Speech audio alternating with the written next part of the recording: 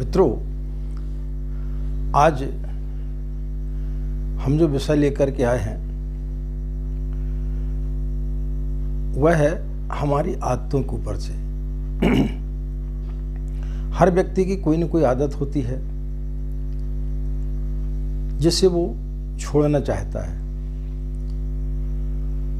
तो पुरानी से पुरानी आदतों को क्या हम छोड़ सकते हैं, और यदि छोड़ सकते हैं तो उसमें गायत्री मंत्र कितना सहायक हो सकता है।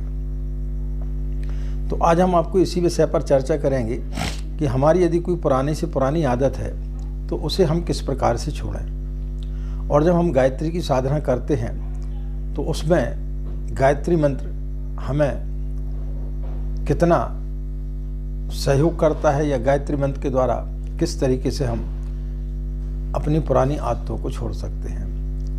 तो मित्रों, निश्चित रूप से यह जानकारी आपके लिए जो हम देने के लिए जा रहे हैं आपके बहुत काम आएगी।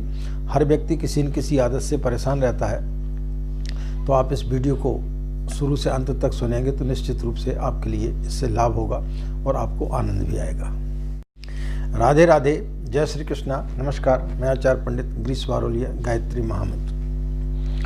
ओम भूर्भुवः स्वाहा तत्सवितुर्वरेण्यं भर्गो देवस्य धीमहि धियो यो नः प्रचोदयात्। अखण्डमण्डलाकारं व्याप्तं येन चराचरं तत्पदं दर्शितं येन तस्मै श्री गुरवे नमः, तस्मै श्री गुरवे नमः।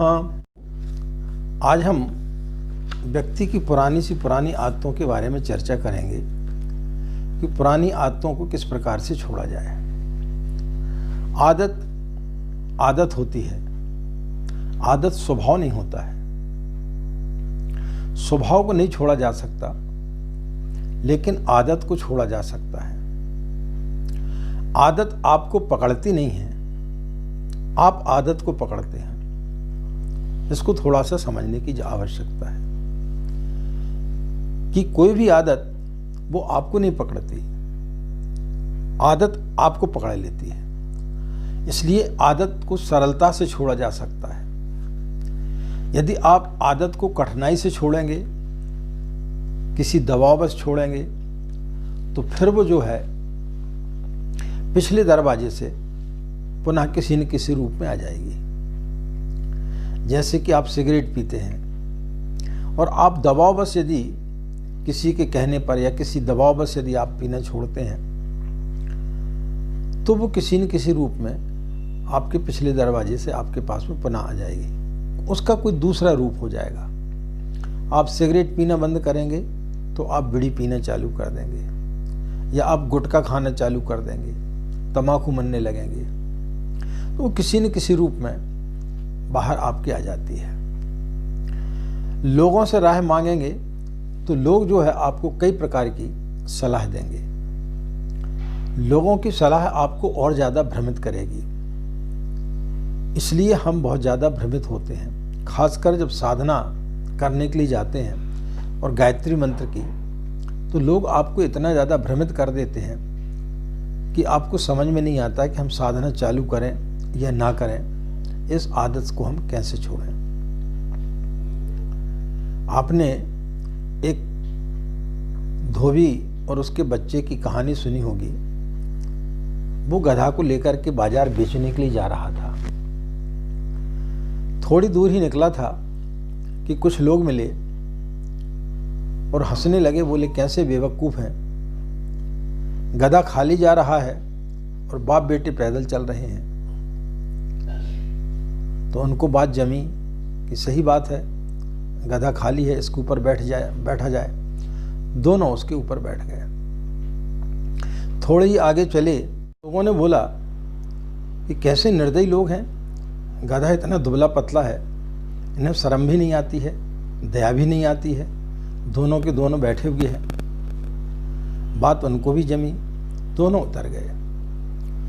थोड़ी दूर आगे चले, फिर कुछ लोग मिले और कुछ लोगों ने बोला कैसे नालायक लोग हैं, गधे हैं, गधा खाली जा रहा है, वृद्ध बाप है, कम से कम लड़का पिता को बिठाल दे। उसके पिता को बात जमी, पिता बैठ गया। थोड़े और आगे चले तो लोगों ने बोला कि कैसा बूढ़ा बाप है, छोटा सा बच्चा पैदल जा रहा और बाप गधे पर बैठा हुआ है। उसने बच्चे को बिठाल दिया।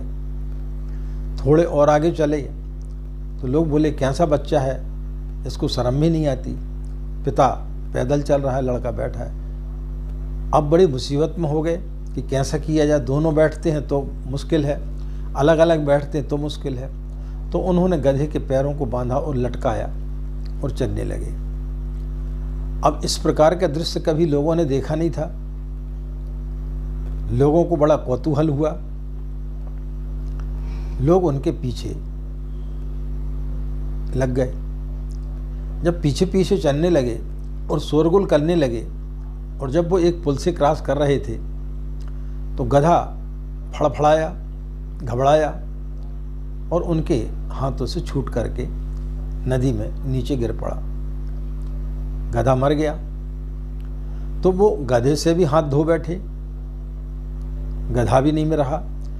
तो लोगों की बात मानने से व्यक्ति कई प्रकार की आपको सलाह देते हैं। जरूरी नहीं है कि वो सलाह आपके लिए कारगर सिद्ध हो। अब कई लोग बोलेंगे कि भाई आलू नहीं खाने चाहिए, प्याज नहीं खाने चाहिए, क्योंकि ये जमीन के नीचे होते हैं, इनको सूर्य की रोशनी नहीं मिलती है, ये अंधेरे में होते हैं। किसी ज्योतिषी के पास जाओगे तो वो बोलेगा कि जो चीज़ पृथ्वी के नीचे पैदा होती है उसमें राहु केतु का प्रभाव होता है। तो यदि आप खाओगे वो तामसी हो जाएगा, आपके अंदर तामसी प्रवृत्ति आएगी। तो आदमी आलू नहीं खा रहा, आलू खाना बंद कर देता। जैनी लोग आलू नहीं खाते। कई लोग बोलते हैं कि साधना करते समय आपको प्याज लहसुन का आपको परित्याग करना चाहिए।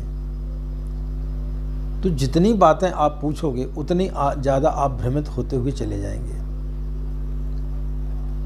तो किस आदत को आपको छोड़ना है और कैसे छोड़ना है, इस पर आपको चिंतन करना चाहिए।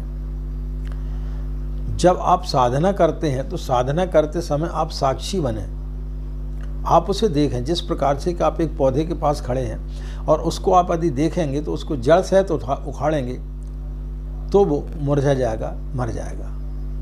लेकिन यदि आप उसकी पत्तियों को काटेंगे तो पेड़ जिंदा रहेगा। हम क्या करते, ऊपरी तल पर चीज़ों को छोड़ते हैं, इसलिए वो हमारी आदतें छूट नहीं पाती हैं। तो ऊपरी तल पर जब तक आप अपनी आदत को रखेंगे तब तक वो नहीं छूट पाएगी।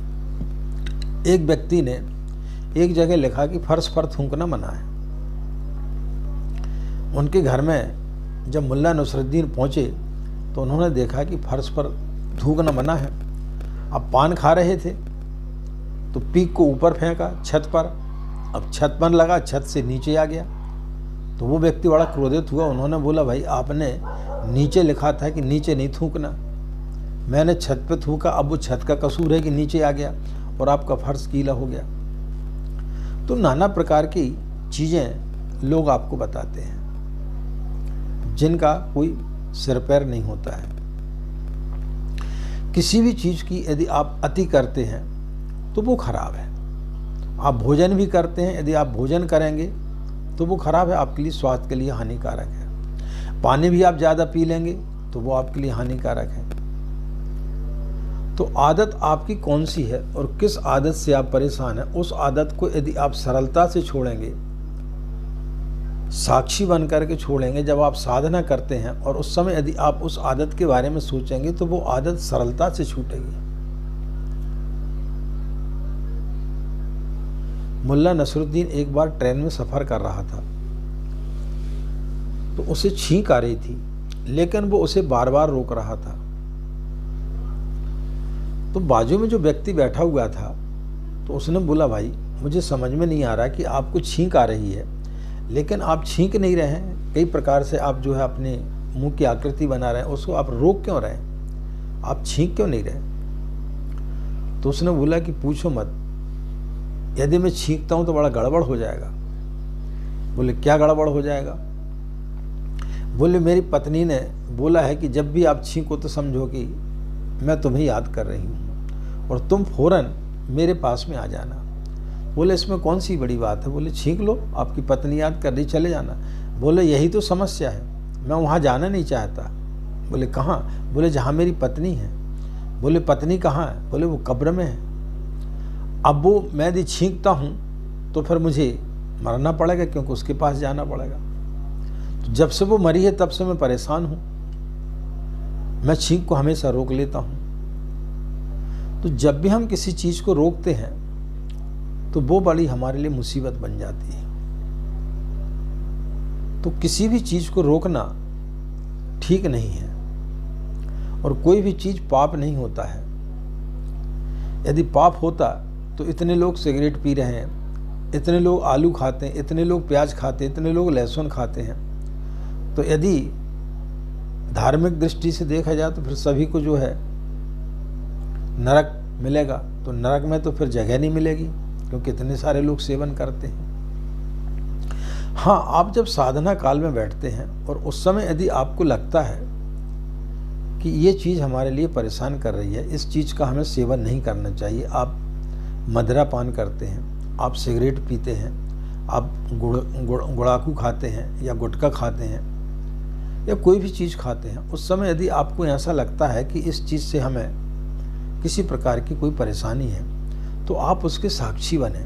जब आप साधना करते हैं तो उस समय आप उसे देखें कि यह चीज़ कैसे हम छोड़ें। तो वो इतनी आसानी से आपके जो आदत है वो छूट जाएगी, जिसकी आपने कभी कल्पना नहीं की थी। सवाल इस चीज़ का नहीं है कि वो आदत आपकी कितनी पुरानी है, कितनी भी पुरानी आदत हो, लेकिन वो छूट जाती है। हाँ, मांस खाना ठीक नहीं है, क्योंकि मांस जो आप खाते हैं वो किसी दूसरे जानवर को मार करके खाते हैं, उसमें हिंसा होती है। तो जब हम किसी चीज़ की हिंसा करके उस चीज़ को खाते हैं और जब हम कोई साधना करते हैं तो निश्चित रूप से साधना हमारी उतनी फलित नहीं होती जितनी होना चाहिए, क्योंकि जिस भी जीव को आपने मारा है उसमें भी उतनी ही आत्मा है, उतना ही उसमें अंश है जितना आपके अंदर है। तो इस प्रकार से जीव हत्या करके यदि आप किसी मांस मदिरा का सेवन करते हैं तो वो ठीक नहीं है। मांस इत्यादि आपको नहीं खाना चाहिए। हाँ, लेकिन यदि आप खाते हैं और आप साधना करने के लिए गायत्री की बैठते हैं तो धीरे धीरे आप स्वयं पाएंगे कि आपको उससे अरुचि होने लगेगी। ये एक गायत्री मंत्र में विशेषता होती है कि आप सिगरेट पी रहे हैं, तम्बाकू खा रहे हैं, तो फिर या मांस खा रहे हैं तो आपको उससे अरुचि पैदा हो जाएगी। लेकिन कोई यदि आपको ये बोलता है कि आप चाय पीना छोड़ दें, तो चाय पीना कोई बुराई नहीं है, पान खाना कोई बुराई नहीं है। हाँ, लेकिन आपको ऐसा लगता है कि आपको चाय पीने से आपके स्वास्थ्य में कहीं फर्क आ रहा है या पान खाने से आपके दांतों में कोई प्रॉब्लम आ रहा है, कोई समस्या आ रही है, तो फिर उसको छोड़ना चाहिए। तो आदत छोड़ी जा सकती है, इसमें कहीं किसी प्रकार का कोई भी संदेह नहीं है, क्योंकि आदत को आपने पकड़ा है, आदत को आपने नहीं पकड़ा है। तो आदत जो भी आपकी है, साधना करते समय आप उसके दृष्टा बने, उसके साक्षी बने, तो निश्चित रूप से वो चीज़ आपकी धीरे धीरे छूटते हुए चली जाएगी। लेकिन आप बलात् उसको तरीके से छोड़ेंगे, आप जोर ज़बरदस्ती से छोड़ेंगे, किसी के दबाव में छोड़ेंगे, तो फिर वो चीज़ आपकी नहीं छूटेगी। और यदि आप सिगरेट छोड़ेंगे तो आप बीड़ी पीने लगेंगे, यानी किसी न किसी रूप से वो पिछले दरवाजे से आपके पास पुनः आ जाएगी। इसलिए आदत को बड़ी सहजता के साथ छोड़ने का प्रयास करें।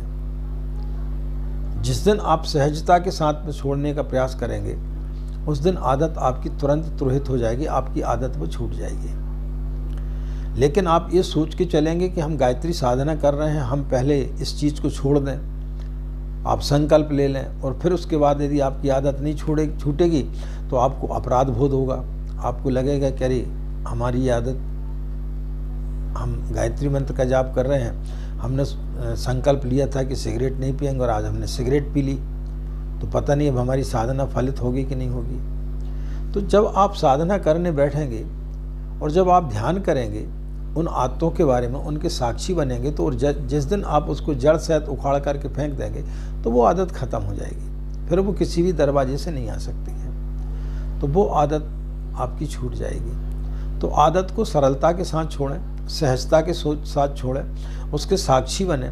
जब आप साधना करते हैं उस समय उसको देखें और उसे छोड़ने का प्रयास करें, तो कितनी भी बड़ी पुरानी से पुरानी आपकी आदत होगी वो छूट जाएगी। चाहे आप मदिरा पीते हो, चाहे आप कोई भी व्यसन करते हो, तो वो आपका छूट जाएगा। आशा मित्रों आपको यह जानकारी अच्छी लगी होगी, और यदि इस तरीके से आप अपनी आदत को छोड़ने का प्रयास करेंगे तो निश्चित रूप से आपको 100% उसमें सफलता प्राप्त होगी। मित्रों, यदि आप लोगों के हमारे विचार अच्छे लगते हैं और आप लोगों को हमारा चैनल पसंद आता है तो उसे सब्सक्राइब जरूर करें। साथ ही हमारे वीडियो यदि आपको पसंद आते हैं तो अपने इष्ट मित्रों को ज़्यादा से ज़्यादा शेयर करें, ताकि दूसरे लोग भी उसका लाभ ले सकें। क्योंकि जो हम चीज़ बताते हैं वो हर व्यक्ति के जीवन में, हर व्यक्ति उससे कहीं से न कहीं से परेशान रहता है। तो उसको यदि आप दूसरे व्यक्ति को भी आप फॉरवर्ड करेंगे, उसको भी यदि आप शेयर करेंगे तो वो भी उसका लाभ ले पाएगा। इन्हीं कामनाओं के साथ में कि आपका दिन मंगलमय हो, आप लोग खुश रहें, मस्त रहें। माँ गायत्री की असीम कृपा इसी प्रकार आप लोग पर बनी रहे। हमें आज्ञा दें। नमस्कार। ओम शांति।